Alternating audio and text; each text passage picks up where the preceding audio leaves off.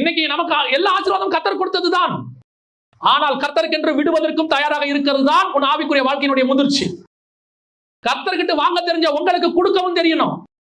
தேவன் கிட்ட இருந்து பிள்ளைய வாங்க தெரிஞ்ச ஆபிரகாமுக்கு அதை கொடுக்கிற தைரியமும் அவன் கையில் இருந்தது, விசுவாசம் இருந்தது, அவனுக்கு ஒரு நம்பிக்கை இருந்தது.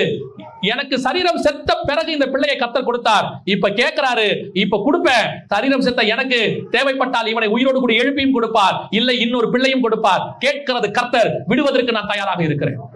இந்த ஆவிக்குரிய வாழ்க்கை தான் உன்னை பரலோகத்துக்கு கொண்டு போகும். இன்னைக்கு வாங்கறதுக்கு இருக்கிற தைரியம், வேகம், ஆசை கொடுக்கறது கிடையாது. நான் சொல்றது காணிக்கையோ தசமபாகத்தையோ இல்ல, உங்க தசமம் காணிக்கை பத்தி நான் பேசுறதே இல்ல. நான் பேசுறது உங்களை பத்தி. நீங்க உங்களை கர்த்தர் கொடுக்குறீங்களா? கர்த்தர் கிட்ட வேலையை கேட்கறீங்க. 3 நாள் உபவாசம், கர்த்தர் நீங்க கேட்டதுக்கு இறங்கி கொடுக்கிறார், நீங்களும் சாட்சி சொல்றீங்க. வேலை இல்லாத போது உங்களுக்கு வேலை கொடுத்தது யார்? கொடுத்த தேவன் திருப்பி கேட்கிறாரு, விட்டுட்டு வான்னு சொல்றாரு. எது கூப்பிடுறாரு? இதை விட மேலான வேலைக்கு கூப்பிடுறாரு. ஏன் விட்டுட்டு வர மனசு இல்ல?